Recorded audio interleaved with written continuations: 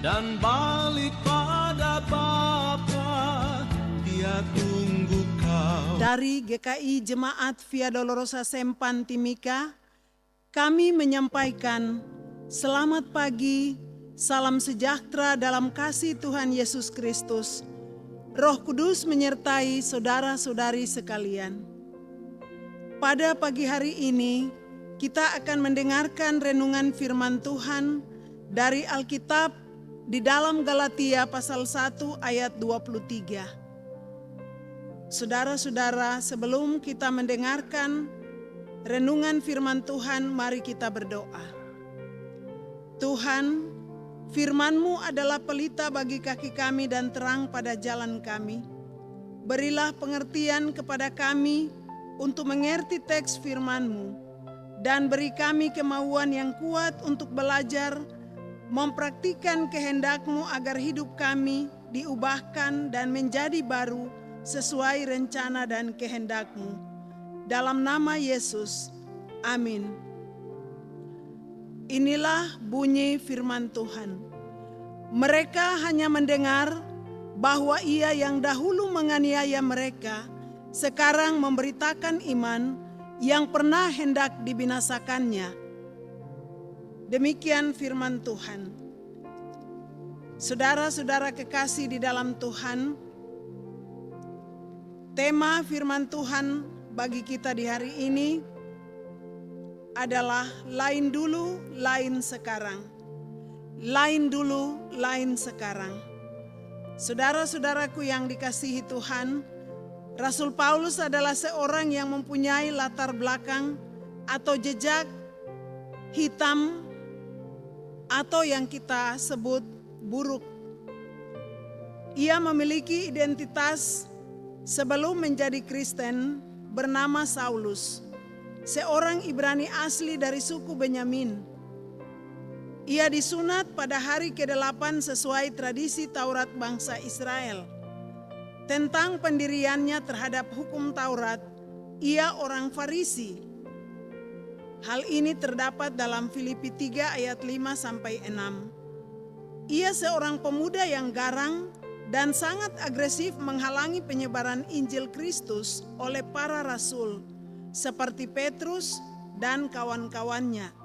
Dengan cara ia menganiaya orang Kristen mula-mula dengan berbagai cara untuk membinasakan mereka.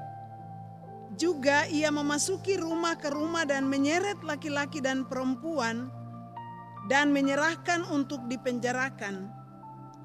Hatinya berkobar-kobar untuk mengancam dan membunuh murid-murid Tuhan. Ia menghadap imam besar untuk meminta surat kuasa yang dapat dibawa kepada majelis Yahudi di Damsyik agar dapat menangkap para pengikut jalan Tuhan. Saudara-saudariku, aktivitas Saulus tadi menyimpulkan bahwa Saulus sangat anti dan benci Injil Kristus dan juga orang-orang Kristen. Sebagai seorang penganut fanatik agama Yahudi, perbuatan-perbuatannya itu sebagai suatu kebanggaan dan suatu kebenaran, sehingga bagi dia ini tidak masalah. Namun sesungguhnya ini merupakan suatu titik nol kehidupan tanpa Tuhan dalam hidupnya. Saudaraku yang terkasih dalam Tuhan, bagi manusia tidak mungkin Paulus pantas dan layak menjadi orang baik, apalagi menjadi pemberita Injil dan iman yang pernah hendak dibinasakannya. Seorang utusan Tuhan bernama Ananias pun keberatan atau ragu-ragu atas panggilan Paulus. Hal ini dapat dibaca dalam Kisah Rasul 9 ayat 13-14. Tetapi saudara-saudara, fakta mengatakan bahwa apa yang tidak mungkin bagi manusia, itu mungkin bagi Tuhan. Di saat Saulus mengatur strateginya untuk membinasakan orang-orang Kristen di Damsyik, waktu itulah justru Tuhan membuat strategi sangat jitu. Tepat sasaran di pintu gerbang kota Damsyik, yaitu matanya dibuat buta selama lebih kurang 3 hari. Dalam waktu yang singkat, Tuhan yang berkuasa itu memproses kehidupan Saulus menjadi Paulus. Dari hidup lama menjadi hidup baru dalam Tuhan. Tanpa memperhitungkan dan mempertimbangkan rekam jejak atau latar belakang Saulus, Yesus Kristus menerima dia 100% dengan perubahan namanya menjadi Paulus. Tuhan mempunyai rencana yang indah bagi Paulus untuk melakukan kehendaknya bagi bangsa-bangsa tidak bersunat atau bangsa-bangsa kafir. Tugas ini diamanatkan dalam Kisah Para Rasul 9 ayat 15-16. Saudara-saudaraku, Yesus sendirilah yang membentuk Paulus mencapai suatu titik loncatan iman dan menjadi alat yang tajam untuk dipergunakan Tuhan dalam misi pekabaran Injil. Inilah dasar dan senjata bagi Paulus untuk membela diri bahwa Allah Bapa telah memilih dia sejak dalam kandungan ibu dan memanggil dia oleh kasih karunia-Nya berkenan membuat anaknya Yesus Kristus hidup di dalam Paulus. Supaya Paulus dapat memberitakan Kristus dan Injilnya di antara bangsa-bangsa non-Yahudi. Atas dasar panggilannya menjadi rasul oleh Tuhan, maka Paulus berani memberitakan Injil. Dan Injil yang diberitakannya bukan dari manusia atau dari diri pribadinya atau dari orang lain yang menyampaikan kepada dia, lalu dia teruskan saja. Tetapi Tuhan sendirilah yang adalah Injil itu telah menyatakan diri kepadanya secara langsung. Maka dia hendak memberitakan Injil Yesus Kristus kepada orang-orang Galatia dan non-Yahudi lainnya. Saudara-saudaraku yang dikasihi dalam Tuhan, perubahan hidup Paulus dari yang jahat menjadi baik dan kemudian dipakai sebagai alat yang tajam di dalam tangan Tuhan untuk memberitakan Injil keselamatan itu membuat rupanya penampilannya tidak dikenal jemaat-jemaat Kristus di Yudea. Mereka hanya mendengar bahwa dia yang dahulu menganiaya mereka, sekarang memberitakan iman yang pernah hendak dibinasakannya. Mereka memuliakan Allah karena perubahan hidup Paulus. Lain dulu, lain sekarang. Artinya bahwa dulu dia adalah seorang penganiaya jemaat Tuhan. Dia adalah penganiaya berita Injil yang dikabarkan oleh para rasul. Tapi kemudian sekarang dia menjadi seorang pemberita Injil yang hampir saja pernah ia hendak musnahkan. Saudara-saudara, ada dampak positif dari kehidupan Paulus kepada orang-orang lain. Dampak berarti sesuatu pengaruh yang bisa dilihat dan dirasakan oleh orang lain. Paulus menyadari latar belakangnya pada waktu yang lalu, tapi ia yakin bahwa benar-benar Tuhan telah merubah hidupnya menjadi baru dan telah mempercayakan tugas pelayanan ini kepada dia. Lain dulu, lain sekarang. Oleh karena itu dia melakukan tugas panggilannya dengan setia dan sungguh-sungguh agar Yesus Kristus dimuliakan melalui kehidupannya. Saudara-saudaraku yang dikasihi dalam Tuhan Yesus Kristus, apakah yang berbeda atau lain dari kehidupanmu yang dulu dengan kehidupanmu yang sekarang? Apakah dulu misalnya saudara punya badan yang kurus dan sekarang gemuk, atau sebaliknya? Dulu kurus, dulu gemuk dan sekarang kurus? Apakah dulu saudara orang yang saudara rasa adalah orang miskin, sekarang menjadi kaya?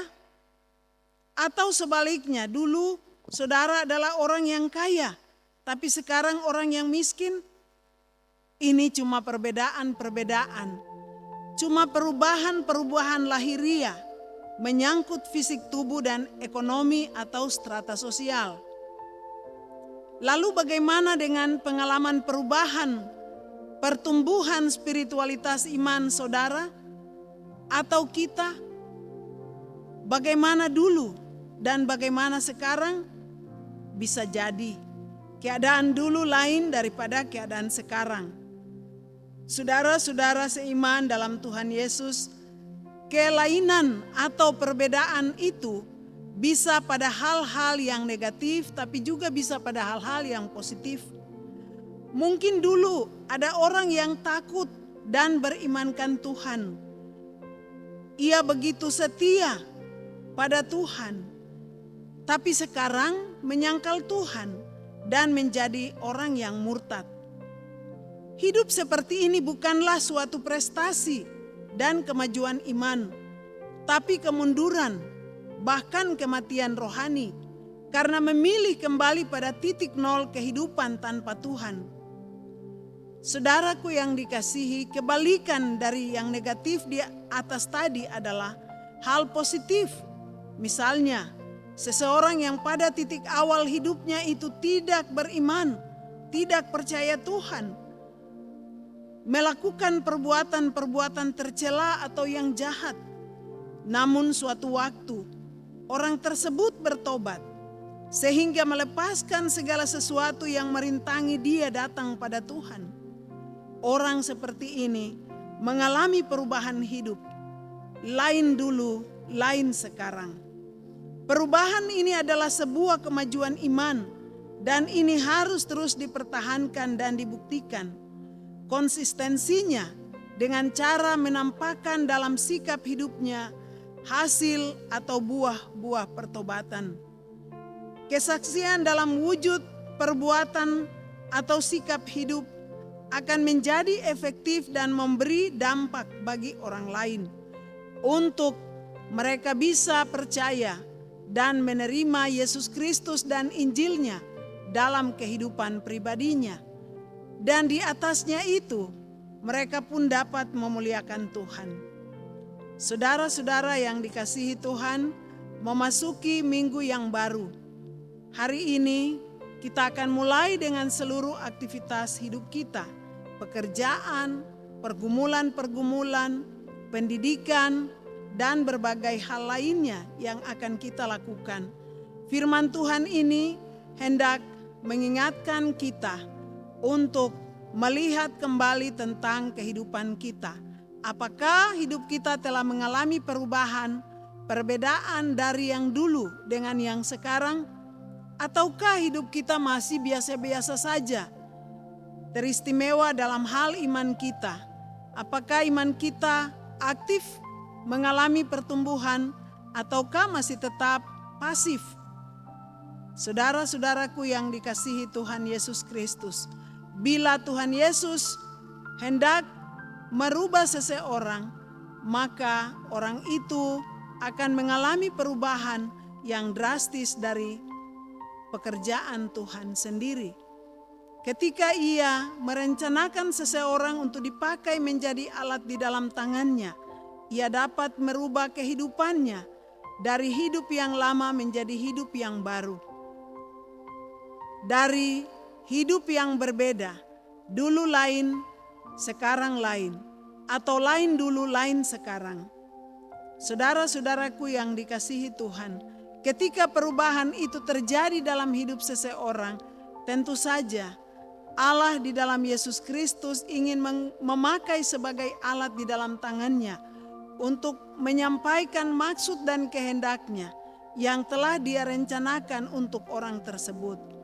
Karena itu, bila hidupmu telah dirubah oleh Tuhan sesuai dengan rencana dan kehendaknya, biarkanlah hidupmu untuk terus dipakai oleh Tuhan, sehingga hidupmu berdampak bagi orang-orang lain yang ada di sekitar saudara sekalian. Dampak yang saudara dan saya nampakkan adalah hasil dari pertobatan kita, hasil dari perkembangan dan pertumbuhan iman kita, sehingga orang-orang lain juga mendapatkan kesaksian yang nyata dari sikap hidup kita, dan mereka dapat percaya kepada Yesus Kristus dan Injilnya, supaya Injilnya itu pun dapat merubah kehidupan mereka, dan kita sama-sama dapat memuliakan Tuhan. Selamat memasuki minggu kerja yang baru. Tuhan menyertai dan memberkati kita sekalian. Amin. Mari kita berdoa. Terima kasih Tuhan, kami telah mendengarkan firman-Mu.